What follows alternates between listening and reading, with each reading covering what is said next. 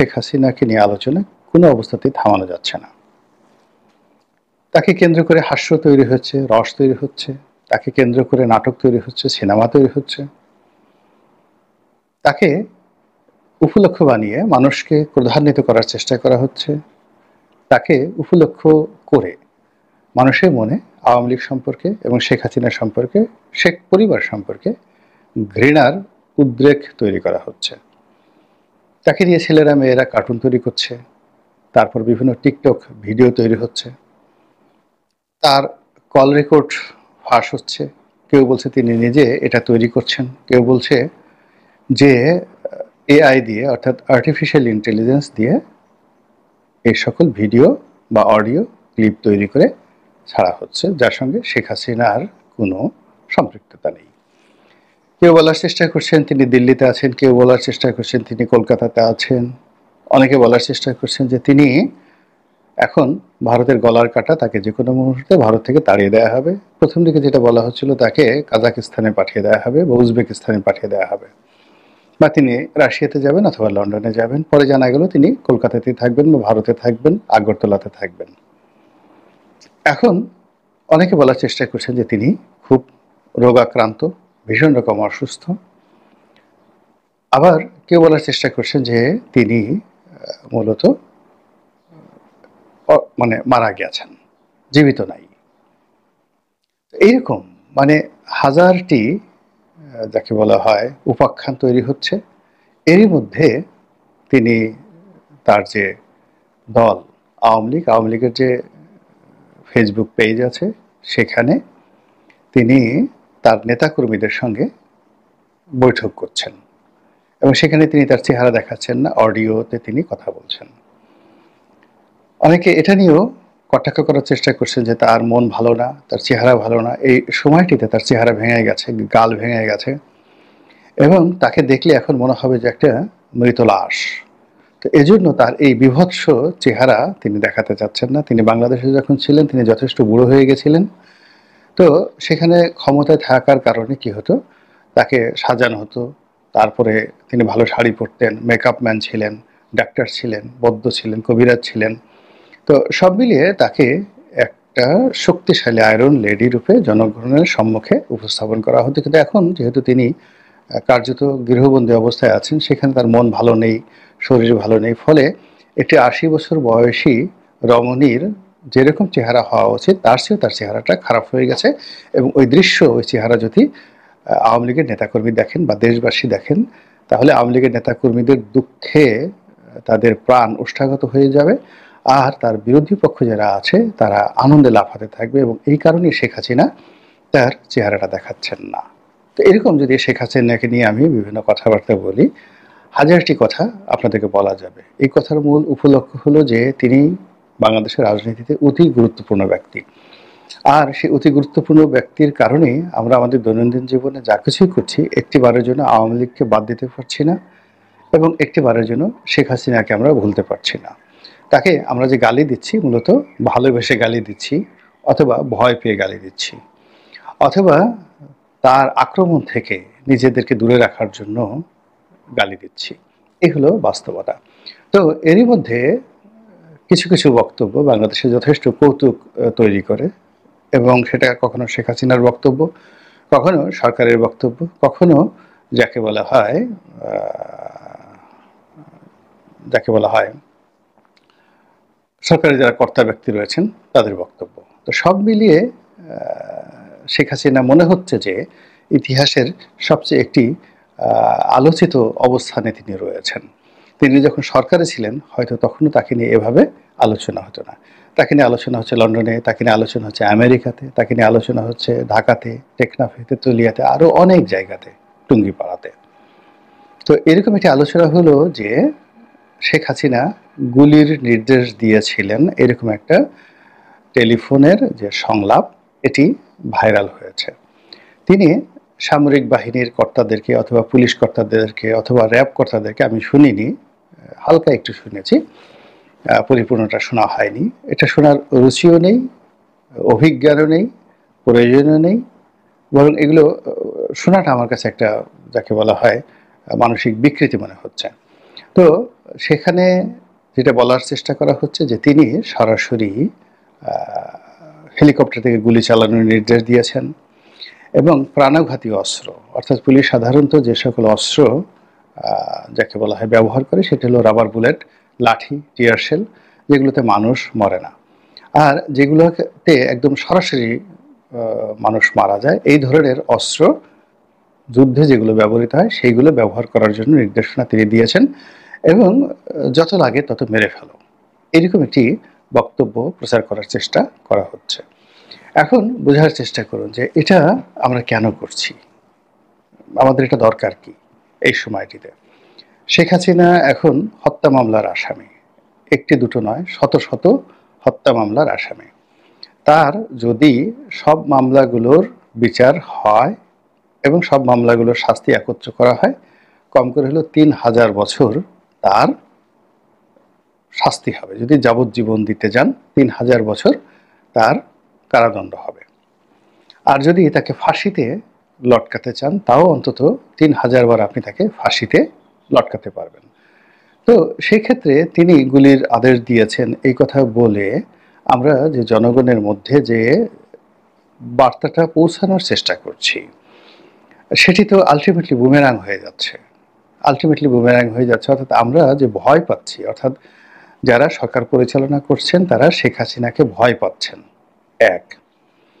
দ্বিতীয়ত যে তিনি এই নির্দেশনা যাদেরকে দিয়েছেন সেটা ছাত্রলীগের নেতাকর্মী নয়, তারা সরকারি কর্মকর্তা কর্মচারী। তো এই সরকারি কর্মকর্তা কর্মচারীদের একটা যাকে বলা হয় চেইন অফ কমান্ড আছে। যেমন ধরুন তিনি যদি সেনাপ্রধানকেই একটা কমান্ডের অধীনে তিনি বলে থাকেন যে ডু ইট, এটা করো, তো সেনাপ্রধান তার সেকেন্ড ইন কমান্ডকে বলেছেন। সেকেন্ড ইন কমান্ড কি করেছেন, তিনি তার যে রিজিওনাল কমান্ডার বা কোর কমান্ডার যাকে বলা হয় তাকে বলেছেন। তারপরে কোর কমান্ডার কি করেছেন, ব্রিগেড কমান্ডকে বলেছেন, মানে কোর কমান্ডার বা ডিভিশনাল কমান্ডার যেটাকে জিওসি বলা হয়। তো সেই জিওসি বলেছেন ব্রিগেড কমান্ডকে, ব্রিগেড কমান্ড হুকুম করেছেন ফিল্ড কমান্ডকে, লেফটেন্যান্ট কর্নেলকে। ফিল্ড কমান্ড লেফটেন্যান্ট কর্নেল তিনি যেটা মাঠে দায়িত্বরত রয়েছে, অর্থাৎ ফিল্ডের লেফটেন্যান্ট কর্নেল যিনি আছেন তিনি দেখা গেল যে তাঁবুতে বসে বা অফিসে বসে তিনি অপারেশন পরিচালনা করেন, কিন্তু মাঠে ক্যাপ্টেন বা যারা মেজর র্যাঙ্কে আছেন তারা এই তাদের যাকে বলা হয় ব্যাটালিয়ন কমান্ডার যিনি আছেন তার বক্তব্য তিনি পালন করেন। আবার তার সেই বক্তব্য যদি যারা কার্যকর করেন তারা হলেন একদম সেনাবাহিনীর সিপাহী পর্যায়ের যাদের হাতে অস্ত্র থাকে তারা। তাহলে এখন আপনি এই যে শেখ হাসিনা হুকুম দিয়েছেন, শেখ হাসিনা সেই হুকুমটা যেহেতু বাস্তবায়িত হয়েছে, এই বাস্তবায়নের সঙ্গে লাখ লাখ রাষ্ট্রীয় কর্মকর্তা কর্মচারী জড়িত। আপনি কাকে রেখে কাকে বিচার করবেন? যদি পালের গোদাকে ধরেন, শেখ হাসিনাকে একা ধরেন, একা বিচার করেন, রাষ্ট্রকে সংহত রাখতে চান, তাহলে এই বিষয়গুলো নিয়ে নাড়াচাড়া করাটা বুদ্ধিমানের কাজ নয়। আর যদি আপনি মনে করেন যে না, পুরো রাষ্ট্র ব্যবস্থা সবাইকে শেখ হাসিনার হুকুম যারা পালন করেছে সেক্ষেত্রে আপনাকে ইউনিয়ন পরিষদের তহসিলদার থেকে শুরু করে চৌকিদার পর্যন্ত সবাইকে ধরতে হবে। এর কারণ হলো এই চৌকিদাররাও পর্যন্ত অপকর্মের সাথে জড়িত ছিল। ছোট্ট একটা উদাহরণ দিই, যেমন ধরুন নির্বাচন হলো এই 2024 সনের 23 সনের যে নির্বাচন, 24 সনের যে নির্বাচনটি হলো, যেটিকে আমরা আমিরামি নির্বাচন বলি। তো সেই নির্বাচনে ভোটার উপস্থিত করার জন্য ইউনিয়ন পরিষদের চেয়ারম্যান, মেম্বার থেকে শুরু করে চৌকিদার তারা সবাই সম্মিলিতভাবে লোকজনকে রীতিমতো ছাগলের মতো, গরুর মতো পিটিয়ে তারা এই ভোট কেন্দ্রে আনার চেষ্টা করেছে। বিকজ প্রতিটি ইউনিয়নে যে সকল সুবিধাভোগী লোকজন রয়েছে, জনগোষ্ঠী রয়েছে, যেমন বয়স্ক ভাতা, বিধবা ভাতা, তারপরে শেষে 40 দিনের কর্মসূচি, এরপর জেলেদের চাল দেওয়ার যে কর্মসূচি, এরকম অন্তত 20 থেকে 25টি সুবিধাভোগী শ্রেণী রয়েছে। তো এই যারা এই সুবিধাগুলো গ্রহণ করেন তাদের সবাইকে বাধ্য করা হয়েছে ভোট কেন্দ্রে আসার জন্য। এখন আপনি যারা ভোট দিয়েছে তাদেরকেও তো আপনার মারতে হবে যে তোমরা এত খারাপ, মাত্র 20 কেজি চালের জন্য তোমরা একটা অবৈধ সরকারকে ভোট দিয়েছো, চলো তোমাদেরকে শাস্তি দেই। তো এইভাবে আসলে যত উইন্ডো বাড়াবেন, যত ফ্রন্ট বাড়াবেন তত বেসিক্যালি আপনি বিপদ এবং বিপদে পড়বেন, এবং যাদেরকে আপনি টার্গেট করবেন, হয়তো আপনি টার্গেট না বুঝেই করছেন, তারা আলটিমেটলি সবাই শেখ হাসিনার পক্ষে চলে যাবে। তো এই কারণে কি হচ্ছে যে এই যে শেখ হাসিনা হুকুম দিয়েছেন, এই জিনিসটা প্রচার করাটা আসলে মানে যারা কর্তা ব্যক্তি রয়েছেন তাদের জন্য একটা নির্বুদ্ধিতার কাজ হয়েছে, এবং এই কর্মের ফলে যেটি প্রকাশিত হয়ে পড়ে সেটি হলো মানুষ সবসময় শক্তিশালী লোককে পছন্দ করে, শক্তিশালী গাছ পছন্দ করে, শক্তিশালী মানুষকে পছন্দ করে, তারা তাদের কাছে যায় না। আমরা যেমন দেখা যদি বলা হয় যে ঠিক আছে একটা রয়্যাল বেঙ্গল টাইগার, একটা রয়্যাল বেঙ্গল টাইগার তাকে প্রশংসা করার কিচ্ছু নেই, প্রচণ্ড হিংস্র, কাছে গিয়ে দেখবেন প্রচণ্ড দুর্গন্ধ আসে, এত দুর্গন্ধ আসে, এবং এ যদি আপনাকে একটা চুম্বন করে বা তার জিহ্বা দিয়ে যদি আপনাকে, যাকে বলা হয় একটা লেহন করে, চাটা দেয়, আপনার চামড়া উঠে যাবে। আপনারা জানেন যে বাঘের যে জিহ্বা, এটা এতটা ধারালো যে কোনো ওয়ালে যদি বাঘ চাটে ওয়ালের প্লাস্টার পর্যন্ত খসে পড়ে, এতটা শক্তিশালী, এতটা ধারালো। তো তারপরে আমরা সেই বাঘকে কি বলি? বাঘ মামা বলি। সিংহকে কি বলি? সিংহ মামা বলি। অথচ বাঘ সিংহের কাছে আপনি তাদের মানে কোনো কিছুই নেই যেটাকে আপনাকে আকর্ষণ করতে পারে, গায়ে দুর্গন্ধ, হিংস্র, তারপর তাদের যে বুদ্ধিশুদ্ধিও কিন্তু শিয়ালের মতো অতটা বুদ্ধিশুদ্ধি নেই, গোয়ার গোবিন্দ টাইপের, একা একা থাকে, কারোর সাথে চলে না, অসামাজিক, কিন্তু আপনি তাকে ভালোবাসেন শক্তিমত্তার জন্য।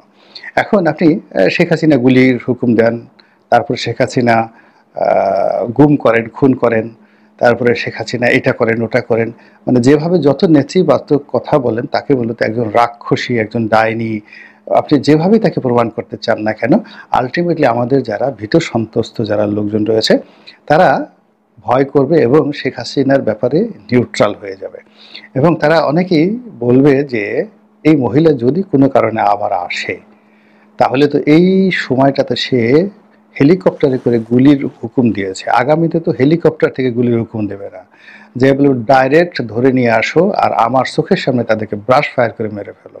কাছি বাবা গো মা গো, আমি এই ব্রাশ ফায়ারের মধ্যে পড়তে যাব না। আমাদের সমাজের মানুষ এরকম ভীত সন্ত্রস্ত, এবং এটা আজকে কালকের নয়। একটা সময় একটা ছোট কাহিনী বলি, আমি জানি না ভিডিওর লেন্থ কতটুকু হবে। ইয়াজুজ এবং মাজুজদের আমরা গল্প জানি।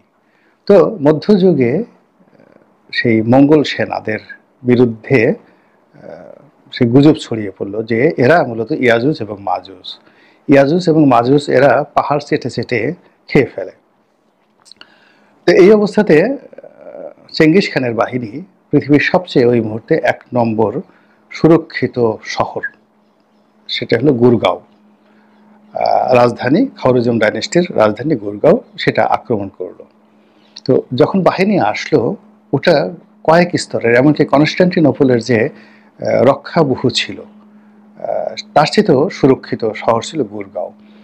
এখন এত বড় 3 স্তর 4 স্তরের দেয়ালের মধ্যে থেকে, এবং এক একটা দেয়ালের যে স্তর এটা সেই যাকে বলা হয় গ্রেট ওয়ালের মতো, অর্থাৎ 3 থেকে 4 জন ঘোড়া নিয়ে সেই দেয়ালের উপর দিয়ে যেতে পারে। এরকম যদি 3টি দেয়াল থাকে পাশাপাশি, সেই দেয়ালের মধ্যে যদি 10 লাখ অধিবাসী বসবাস করে, তারা যদি ইয়াজুজ মাজুজের ভয়ে কাঁপতে থাকে যে ওই বাহিনী তারা ওয়াল চেটে চেটে, দেয়াল চেটে চেটে এই সমস্ত দেয়াল খেয়ে ফেলতে পারবে, তো এই ইয়াজুজ মাজুজ আসছে এই ভয়ে সেই খাওয়ারিজম ডাইনেস্টির যারা অধিবাসী, যারা লোকজন, তারা বলতে গেলে কোনো যুদ্ধই করে নাই এই মঙ্গলদের বিরুদ্ধে।